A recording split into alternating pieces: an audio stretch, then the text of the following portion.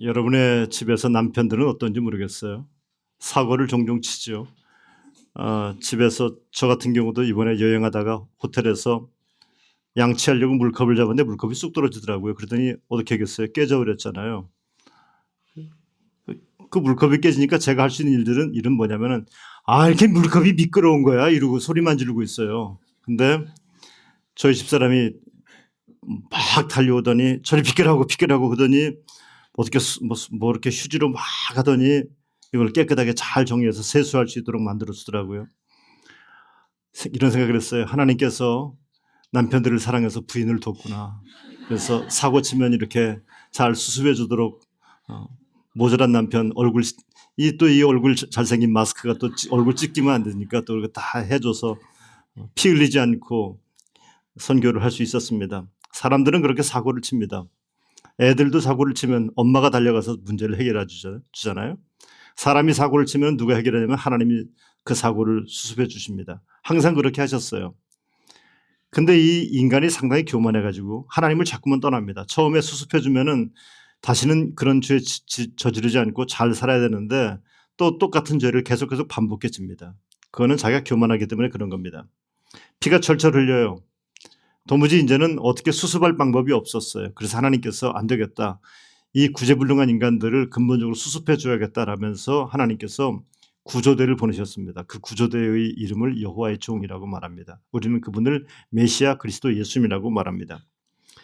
문제는 사람들이 그 여호와의 종 구조대를 알아보지 못하는 데 문제가 있습니다.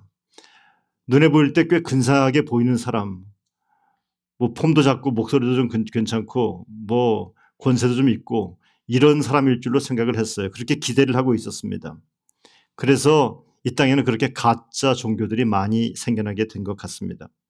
문제는 이 여호와의 종을 진짜 여호와의 종을 만나지 못하고 가짜 여호와의 종을 만나게 되면은 정말 고생하다가 죽고 마는 겁니다. 죽을 수밖에 없습니다. 시간 낭비만 하는 겁니다. 오늘 본문은 이렇게 말씀하죠. 내가 붙드는 나의 종 내 마음에 기뻐하는 자다. 내 마음에 기뻐하는 내가 붙든 종이라고 말하고 있습니다. 하나님이 붙들어 주실 만큼 실력 있는 존재라는 얘기입니다. 이 여호와의 종이 인간에게 와서 간섭하기 시작하면은 인간의 모든 문제가 해결될 것을 하나님이 알고 있었기 때문에 하나님께서 붙잡고 있는 종. 근데 하나님의 마음에 기쁘기까지 합니다. 하나님의 독생자 외아들 그리스도 예수님 있습니다. 하나님이 택한 사람이십니다. 그 예수님을 우리에게 파송해 주셨습니다. 구원자 있습니다. 문제는 알아봐야 돼요. 못 알아보니까 문제가 되는 겁니다. 알아보기만 하면 살 수 있는데 알아보지 못하니까 믿지 못하고 결국은 죽음의 길을 걸어갈 수밖에 없는 겁니다. 해상 사람들이 이렇게 말하죠. 저 사람 진짜 착해요. 목사님 진짜 착한 사람이에요. 법 없이도 살 수 없어요. 뭐 이런 소리는 다 소용없습니다. 구조대이신 여호와의 종 그리스도 예수님을 알아보지 못하면은 아무리 인생이 착해도 그리고 많이 벌었어도 공부를 많이 했어도 아무 소용없는 것입니다. 하나님의 종을 알아보지 못하면 죽게 된다. 이것이 불변하는 진리입니다. 그럼 하나님의 종을 알아보기 위해서는 하나님께서 특징을 몇 가지를 보여주셨는데 그 특징 중에 1절에 뭐라고 하냐면 내가 나의 영을 그에게 주었다. 하나님의 영을 받은 사람이다라는 겁니다. 하나님의 영, 하나님의 성령님입니다. 예수님은 이 땅에 오셔서 세례를 받으실 때 하나님의 성령이 비둘기처럼 임했다고 성경은 기록하고 있습니다. 예수님께서는 그 능력으로 병자를 치료하셨고 귀신을 내쫓았고 기적을 행하셨습니다. 그리고 예수님이 죽으신 다음에 그리스도를 믿는 자들에게는 예수님께서 성령을 주시겠다고 내가 받았던 이 능력의 성령을 너희들에게 주겠다고 예수님은 그렇게 약속하셨습니다. 그래서 그 약속은 오순절 마가의 다락방에 120명의 성도들에게 고스란히 임하게 되었고 그들은 하나님의 영을 받음에도 불구하고 그들의 삶에는 어떤 변화, 죽음이라든지 이런 변화가 나타나는 것이 아니라 예수님의 영이신 성령을 받고서 그들은 담대해졌고 그들은 나가서 기적을 행하는 사람이 되었습니다. 여러분, 우리가 살 수 있는 유일한 길은 그리스도 예수를 믿고 그리스도의 영이신 성령님이 우리 가운데 임재하시는 것이 내가 사는 유일한 방법인 줄로 믿으시길 바랍니다. 성령을 받게 되면은 그 성령이 갖고 있는 그 폭발적인 능력이 우리 가운데 역사하셔서 우리로 하여금 죄와 싸워도 이길 수 있는 죄와 싸워 지는 게 아니라 죄와 싸워 이길 수 있는 힘으로 우리 가운데 역사하게 되는 겁니다. 성도 여러분, 저는 여러분과 저에게 이 하나님의 성령님이 함께 하셔서 죄와 싸워 이기는 승리자들이 되기를 주님의 이름으로 축복합니다. 세상의 멋진 사람들은 최고로 좋은 학교를 나온 사람들, 돈을 많이 번 사람들이 멋있는 사람이 아니라, 재능이 특출했던 사람이 멋있는 사람이 아니라 예수 믿고 성령 받은 사람이 가장 멋있고 능력 있는 사람인 줄로 저는 믿습니다. 하나님의 영이 그에게 임했다는 겁니다. 이게 특징입니다. 또 한 가지 특징은 절대로 큰 소리 내지 않아요. 그는 외치지 아니하며 목소리를 높이지 아니하며 그 소리를 거리에 들리게도 안 한다고 말씀하고 있어요.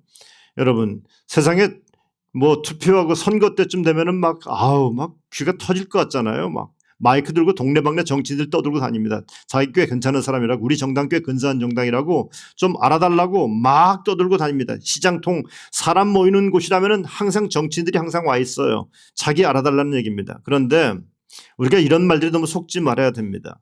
큰 소리 친다고 그 사람이 괜찮은 사람은 결코 아니라는 얘기입니다. 인정받고 싶어서 큰 소리 칠 뿐입니다. 능력도 안 되면서 말이에요. 그런데 하나님의 종은 나 인정해달라고, 나 알아달라고 거리마다 다니면서 큰 소리 치는 사람은 결코 아닙니다. 더욱이 오해를 받거나 억울한 일을 만났을 때 사람들은 본능적으로 반응하잖아요. 억울해 죽겠다고. 그래서 막 울고불고 난리를 칩니다. 현수막 걸고 난리를 칩니다. 그런데 여호와의 종은 그런 일을 당해도 소리를 지르지 않으셨습니다. 예수님은 불법 재판을 받으셨죠. 그리고 불법적으로 십자가에서 죽으셨습니다.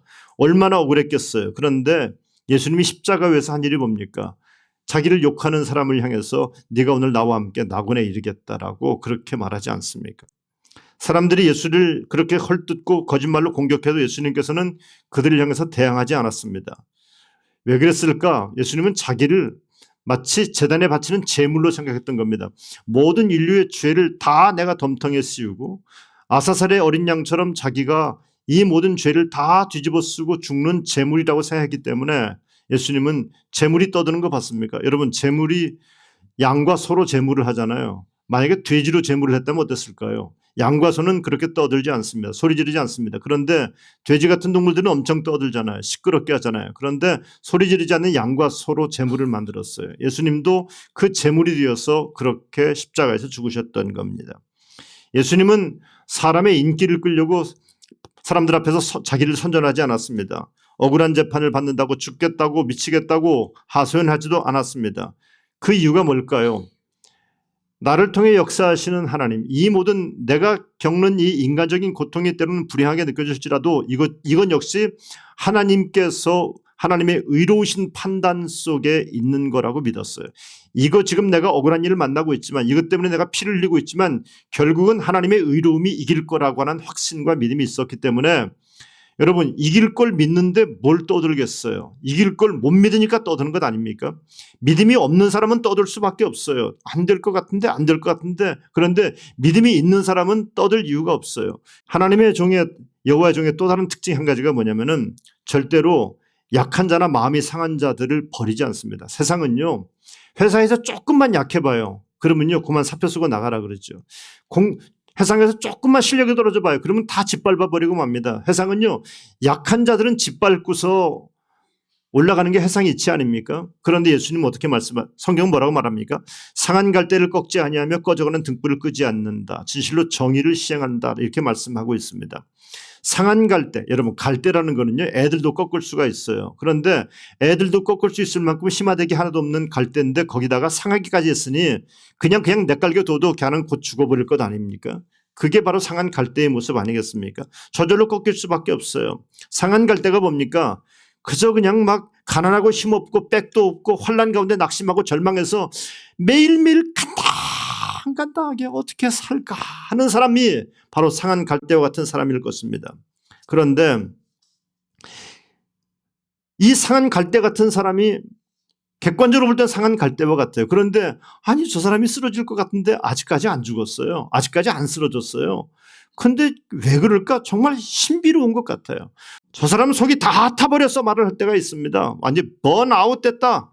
정말 다 타버렸다. 곧 탈진해서 쓰러지겠구나 했던 사람인데 안 쓰러지고 버티고 있는데, 아니 이게 무슨 일인지 그냥 버티는 게 아니라 불이 더 환해졌다는 말입니다. 이런 기적적인 역사가 나타나는 이유는 이 여호와의 종이 상한 갈대와 같고 꺼져가는 등불 같은 우리를 그냥 사람들은 다 지켜보다가 그냥 꺼져버리면 하나 꺼져버렸네, 하나 죽었네 이렇게 말 텐데, 예수님께서 하나님의 능력으로 우리를 붙잡아주고 있기 때문에, 기름을 부어주고 있기 때문에 우리가 빛이 나고 열매가 맺혀지게 되는 줄로 믿습니다. 3절 끝에 보니까 여호와의 종이 진실로 정의를 시행할 것이라고 말씀하고 있어요. 세상의 정의는 뭔지 아십니까? 약한 놈들은 그냥 짓밟아서 빨리빨리 없애버려야 되는 게 세상의 정의예요. 실력 없으면 도태시키고 약하면 도태시키고, 이게 세상의 정의입니다. 그래서 과학이 발전하고 문명이 발전한다고 생각합니다. 우성인 사람, 열성이 아니라 우성인 사람들, 힘이 있는 사람들에 의해서 세상은 역사를 움직인다고 생각합니다. 이게 세상의 정의입니다. 그런데 하나님의 정의는 그렇지 않아요. 세상적으로는 상한 갈 때는 꺾이는 게 정의고 꺼져가는 등불은 꺼지는 게 정의예요. 그런데 하나님의 정의는 말이에요, 상한 갈 때를 통해서 열매를 맺게 하는 게 하나님의 정의입니다. 아멘. 꺼져가는 등불을 통해서 하나님께 세상을 밝히 비추는 것이 세상의 정의인 줄로, 이 하나님의 정의인 줄로 믿습니다. 네 번째로 여호와의 종은 어떤 특징이냐면은 실망하지 않고 낙심하지도 않는다 그랬어요. 쇠하지 않고 낙담하지 않는다. 우리가 뭘 하다 보면 지칠 때가 있어요. 그래서 이걸 그래서 번아웃이라, 지친다 그래요. 힘 다 떨어졌는데 모두 용수는 재주 없는 것 아닙니까? 그런데 하나님은 지치지 않고 포기하지도 않습니다. 때로는 지친 자기 자신을 보면서 실망스러워서 자기 인생을 포기하고 싶은 사람도 있어요. 너무나 긴 병치를 하다 보니까, 너무나 사업이 안 되다 보니까, 너무 지쳐서 도무지 해결될 조짐이 보이지 않으니까 포기하려는 사람들도 있습니다. 그러나 여러분, 내가 이렇게 넘어졌다고 해서 낙심하지 말아야 될 이유는요, 넘어진 자리에서 나는 넘어졌으니까 끝났다가 아니라, 넘어진 자리는 끝나는 자리가 아니에요. 넘어진 자리는 예수님께 손을 뻗어서 예수님의 손을 잡는 자리인 줄로 믿습니다. 그 예수님의 손을 잡기만 하면은 상한 갈대를 꺾지 않고 꺼져오는 등불의 심지도 끄지 아니하시는 그 예수님께서, 우리의 구원자 되신 예수님께서 여러분과 저의 손을 붙잡아 주신 줄로 믿습니다. 오늘 성경은 섬들이 그 교훈을 앙망한다 이렇게 말씀하고 있어요. 섬은요, 육지에서부터 멀리 떨어져 있어요. 배 타고 가야 돼요. 한참을 가야 돼요. 그러니까 육지의 소식을 듣기가 어렵습니다. 육지에서는 아무리 하나님을 찬송해도 섬들이 그 교훈을 앙망한다는 거예요. 떨어져 있지만 하나님의 영광된 모습을 그들이 바라보면서 부러워한다는 겁니다. 나도 하나님을 찬송하고 싶은데 라는 마음이 그들에게 생긴다고 하는 말씀입니다. 여러분, 인간들이 말이에요, 참 얼마나 교만하냐면요, 하나님이 만드신 이 오이코스, 집이라고, 우주라고 하는 집, 이 집에서 우리가 살고 있는데 우리가 이 집의 주인이 나인 줄로 착각하는 겁니다.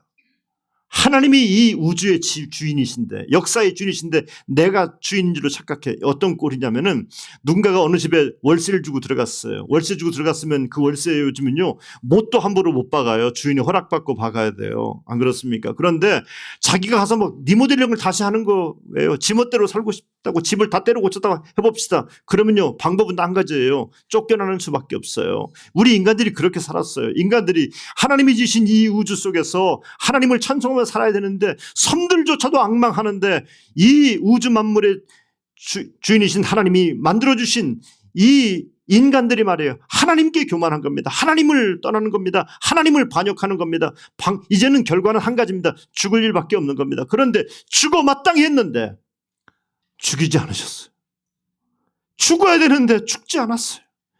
하나님께서 예수님을 보내셔서 예수님이 대신 우리를 위해서 죽으시면서 속죄의 제물이 되시면서 우리들에게 당부하신 겁니다. 다시는 그러지 마라. 다시는 죄짓고 살지 마라. 다시는 니들 맘대로 살지 말아라. 이렇게 우리에게 당부하신 겁니다. 이게 구원받은 하나님의 백성들입니다. 너희들은 이제 내가 죽음으로 너희들도 죽은 것이니까 이제부터는 내 말을 믿고 살아야 된다. 이것이 성경의 뜻입니다. 나 여호와가 의로 너를 불렀다는 말이 뭐냐면은, 여러분과 제 안에 이 죄의 문제를 해결하기 위해서, 의의 문제를 해결하기 위해서 예수님께서 십자가에서 죽으셨다고 하는 말씀입니다. 희생당하셨어요. 그 예수님을 이방에 빛되게 하셨습니다. 그 예수님께서 이 땅에서 가장 먼저 하신 일이 뭐냐면 사람을 고치시는 일이었습니다. 눈먼 자를 고치시는 일이었습니다. 저는 눈먼 자를 치료했다는 이 말씀을 읽으면서 무슨 생각을 했냐면, 이번에도 파리안 세움교회 봉헌식을 끝났는데 7년 동안 몸이 바짝 마른 어떤 환자를 저에게 데리고 왔어요. 그 환자를 위해서 기도해달라고 안수기도 해줬습니다. 또 동부 언약교회에 갔더니 정말 손톱이 다 문드러지면서까지 고생하는 한 여인을 목사님이 기도해달라고 기도해줬어요. 기도하면서 느끼는 게 뭐냐면은 하나님께서 이 연약한 인생들을 이 땅에 두시면서 하나님께서 하시는 일이 뭐냐면 이 연약한 인생들을 책임져 주시는 겁니다. 때로는 주의 종을 통해서 기도를 하게 하시고, 때로는 성도들의 섬김을 통해서 도움을 받게 하시고, 때로는 치료하시고, 하나님의 책임져 주심. 하나님께서 눈먼 자들의 눈을 밝힌다는 말은 하나님이 눈먼 자들을 하나님이 책임져 주겠다는 말씀입니다. 인생의 연약함과 장애를 갖고 살아가는 분들이 있습니다. 금만성 질환으로 고통하는 이들도 있습니다. 하나님의 책임져 주심을 믿으시길 주님의 이름으로 축복합니다. 하나님이 나를 책임져 주신다. 내 인생을 하나님이 책임져 주신다는 믿음을 갖고 있으면 오늘의 내 인생의 장애도, 내 인생의 연약함도, 내 인생의 질병도 더 이상 문제가 되지 않습니다. 하나님의 치료하심, 하나님의 책임져 주심, 그 예수님을 의지하시길 축복합니다. 감옥에서 갇힌 자를 나오게 하시겠다고 말하고 있어요. 감옥에 들어갔습니다. 감옥에는 빚을 지고 들어갔습니다. 죄의 빚, 죄 때문에 빚을 지고 들어간 겁니다.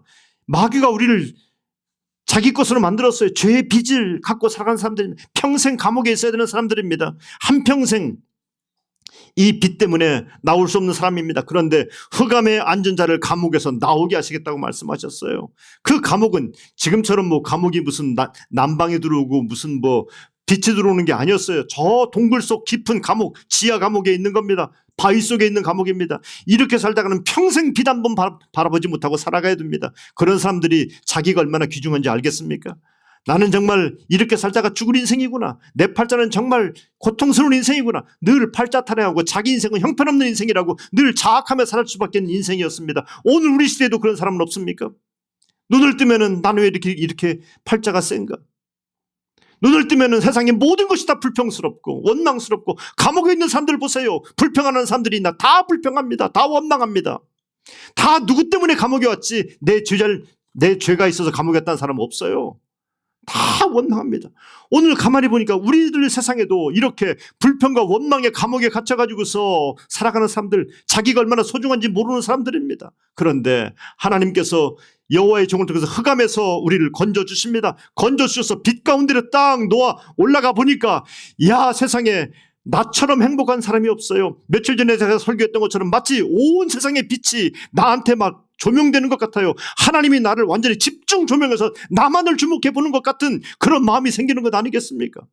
하나님은 우리를 만드실 때 포이에마, 하나님의 걸작품으로 여러분과 저를 만들었습니다. 여러분, 그런데 살면서 이런저런 상처를 받고 어렵고 질병에 걸리고 인생의 어려움 때문에 왜 나는 이렇게 저주받은 인생인가라면서 스스로를 학대하는 분들이 있습니까? 그리스도 예수를 만나시길 축복합니다. 그리스도 예수 안에 거하시길 축원합니다. 그리스도 예수를 만나면 내 인생이 광명한 하늘빛을 보게 될 줄로 믿습니다. 그 예수님이 주시는 참된 빛 안에서 내가 정말 세상에 사랑받을 사람이 나 하나밖에 없는 것처럼 하나님이 나를 그렇게 사랑하시다는 믿음을 갖게 될 줄로 믿습니다.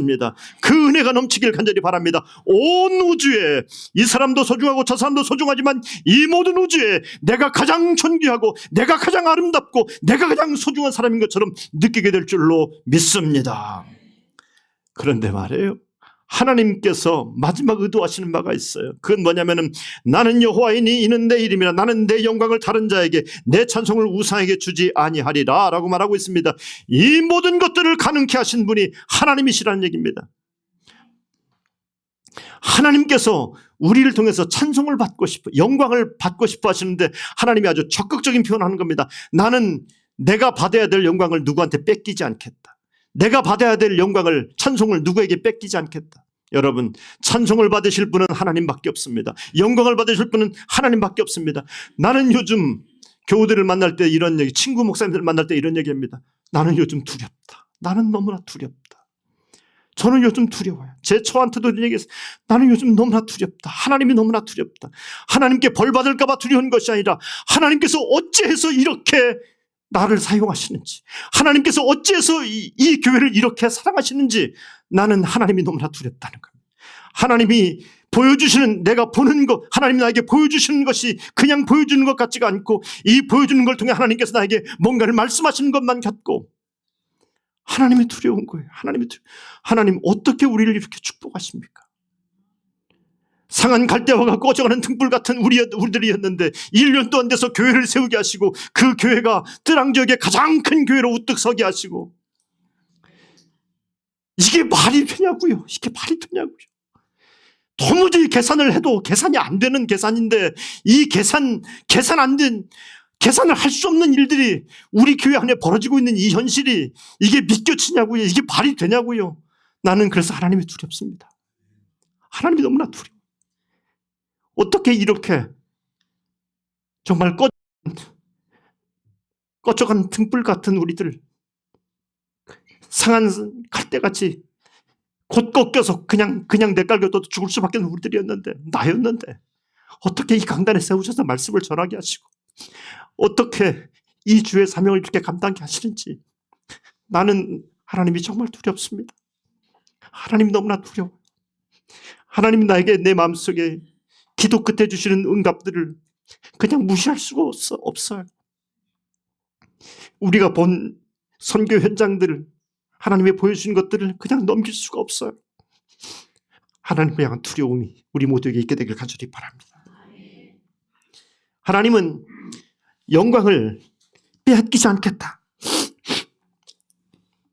이 말은 다른 말로 말하면 너희들 나만 찬송해야 된다, 나에게 영광 돌려야 된다라고 하는 하나님의 적극적인 표현입니다.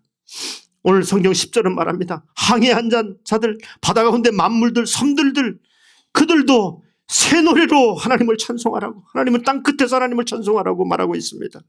성읍들과 게달 사람들, 셀라의 주민들, 항해하는 자들은 원래는 평소에 미신을 늘 섬기던 사람들입니다. 그런데 그들도 하나님을 찬송하게 될 것이고 도저히 하나님을 찬송할 수 없는 미물들마저도 하나님을 찬송하게 될 것이라고 말씀하고 있습니다. 광야와 게달 사람은 멀리 떨어지지 않고 가까이 있음에도 불구하고 괜히 하나님이 싫어서 쭈삣쭈삣하면서 빈정거리던 이들도 그들도 하나님을 찬송하게 될 것이라고 말씀하고 있습니다. 셀라의 주민들은 에돔 사람들입니다. 이스라엘의 형제 집안입니다. 그런데 형제 집안인데 하나님을 찬송하지 않는데 그들조차도 이제는 하나님을 찬송할 날이 올 것이다라고 말씀하고 있습니다. 새 노래로, 구원의 노래로 하나님을 찬송하게 될 것이다. 저는 먼저 여러분의 가정 속에 광야와 게달 사람들이 있습니다. 여러분의 가정 속에 셀라의 주민들이 있습니다. 내 남편이 그렇고 내 형제와 자매들이 그렇고 우리 부모들이 그렇습니다. 예수를 믿지 않는 여러분의 가정 위에 복음의 구원의 노래가 울려 퍼지게 되기를 주님의 이름으로 축복합니다. 복음이 전해지면 하나님을 도무지 믿지 않을 것 같은 사람들의 입술 속에서도 하나님을 찬송하는 일이 벌어지게 될 것입니다. 제가 이번에 뜨랑에 우리가 교회를 세우는 이유는 그 뜨랑이 말레이아 반도로부터 무슬림들이 끊임없이 올라옵니다. 그 땅에 정말 주님의 몸된 교회가 세워지고 그곳에서 복음을 뜨겁게 전해서 수많은 사람들이 예수 영접하고, 저 태국 북쪽으로는요 교회가 2,000개가 넘어요. 2,000개가 넘어요. 그 교회는, 그 동네는요. 치앙라이는요 보이는 게 교회입니다. 그런데 말이에요, 이 밑에 쪽 뜨랑이 쪽은요 교회가 8개밖에 없어요. 8개밖에 없어요. 우리 단기선교팀이 돌아다니는데 유일하게 본 십자가가 우리 교육의 십자가입니다. 큰 길에서 보이는 십자가, 뜨랑에 세운 파리안 세움교회 십자가였습니다. 여러분, 우리가 이 교회를 세움으로 말미암아 그곳에 구원의 노래가 울려 퍼질 것을 기대하고 기도하시길 간절히 바랍니다. 상처받은 갈대 같고 꺼져가는 등불 같은 우리들에게 주님은 적극적으로 말씀하고 있습니다. 너희들이 구원의 노래를 부르면서 나가서 너희들이 구원의 노래를 전파하는 자가 되라 라고 말씀하고 있습니다. 여러분, 섬들, 하나님을 도무지 알 수 없는 그곳에서 복음이 전파되고 구원의 노래가 전파되는 역사가 당신들의 입을 통해서, 너희들의 입을 통해서, 내 입을 통해서 퍼져나가길 주님은 원하고 있습니다. 상한 갈대 꺼져가는 등불이 아니라 새 노래를 부르는 자들이 되고 나아가서 땅끝까지 그 노래를 증거하는 복음의 증인된 사명을 감당하는 우리 교회가 되길 주님의 이름으로 축원합니다. 축원합니다.